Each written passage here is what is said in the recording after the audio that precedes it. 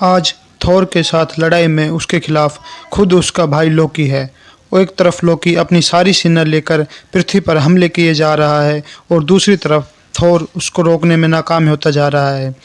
इसी तरह थोर के साथ सभी एवेंजर्स मिलकर अब थोर का साथ देने की सोचते हैं।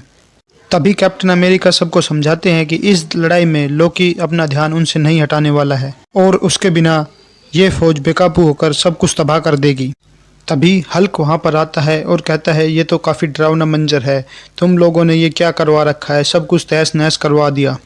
तभी नताशा बोलती है कि हमने इससे भी बुरे बुरे एक्सीडेंट देखे हैं और आज हमें हल्क की सच में ज़रूरत है।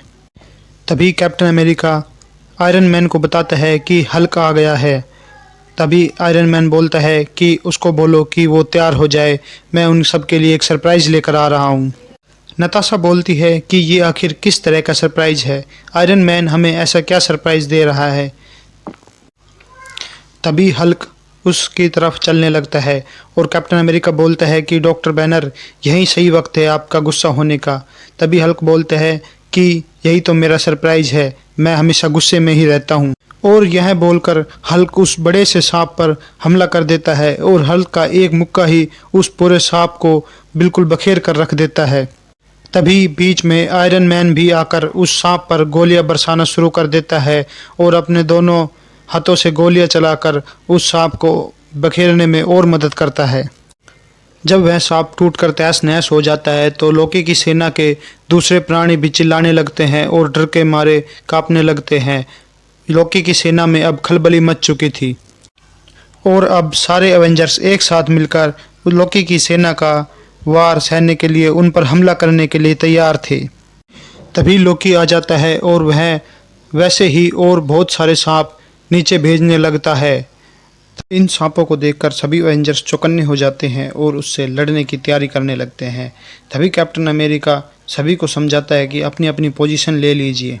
कैप्टन अमेरिका बॉवमैन को बोलता है कि तुम छत पर जाओगे और वहाँ से हमला करोगे, और स्टार्क को बोलता है कि तुम्हें रास्ते में जो भी चीज़ दिखाई दे तुम्हें सिर्फ सबको तहस नहस कर देना है बिना कुछ सोचे समझे।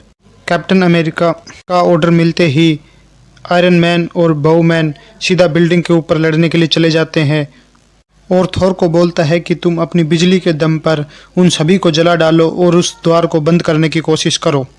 और लास्ट में सबसे आखिर में हल्क को आदेश दिया जाता है कि तुम्हें जो भी दिखे उसे सिर्फ तुम फोड़ देना। यह सुनकर हल्क बिल्कुल खुश हो जाता है कि यह उसके मन की बात हो गई और हल्क अपना काम करना शुरू कर देता है। वह सभी सैनिकों को एक एक करके पकड़ पकड़ कर बिल्डिंग में दे देकर मारता है, जिससे कि सैनिक के साथ साथ बिल्डिंग और सब कुछ तोड़ देता है।